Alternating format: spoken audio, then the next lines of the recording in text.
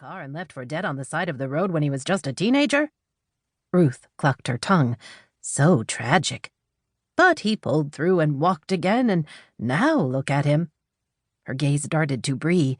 You should have your way with him and then tell me all about it. Bree held in a wince. First, I'd never tell you about it, and second, I don't date authors. Between her late husband and her parents, she knew enough about the type to want to avoid them forever, at least on a personal basis. Work-wise, she was stuck. What with owning a bookstore and all. Harding seems exception-worthy, Ruth told her. He might have some interesting scars you could trace, and... Bree held up her hands in the shape of a T. Stop right there. If you're interested in Harding's scars, go for him. How could he resist you? I'm old enough to be his mother. Grandmother, Bree mentally corrected, but kept silent. She had a soft spot for the ever-outspoken Ruth. Maybe he's into older women, she said instead. Wouldn't that be nice? Ruth was still laughing when Bree walked her out of the store. Anson, Ruth's driver, was waiting in the no-parking fire lane. Anson helped Ruth into the Mercedes. Bree stayed outside until the car drove away. Early evening on the beach in Los Angeles was nearly always magical, but in June, if the skies cleared, it was the stuff of dreams. Warm air, palm trees, sand, and surf.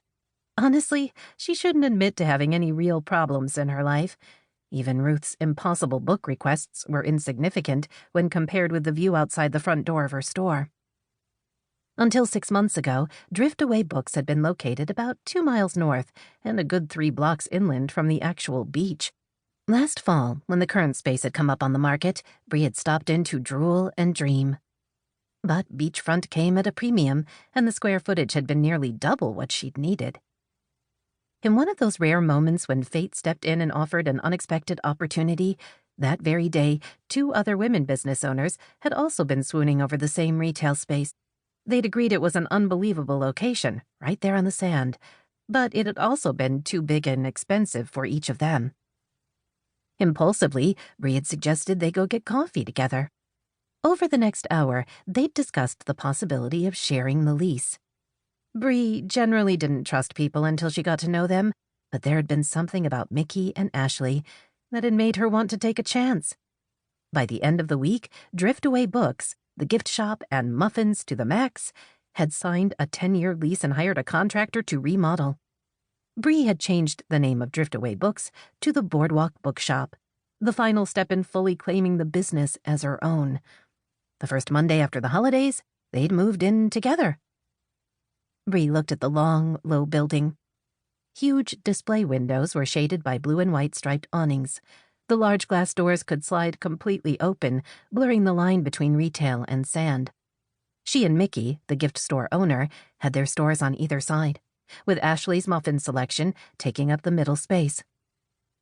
Big, bright displays showcased books, gifts, and muffins, grouped together in seasonal themes. An array of beach books, sunscreen, flip-flops, and wide-brimmed hats enticed tourists who had shown up to the beach unprepared. Bree headed back inside, aware of the approaching sunset.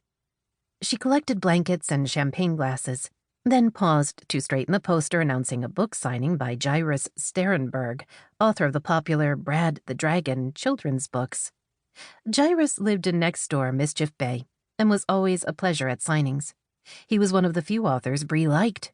He arrived early, stayed late, and asked only for a desk and a glass of water.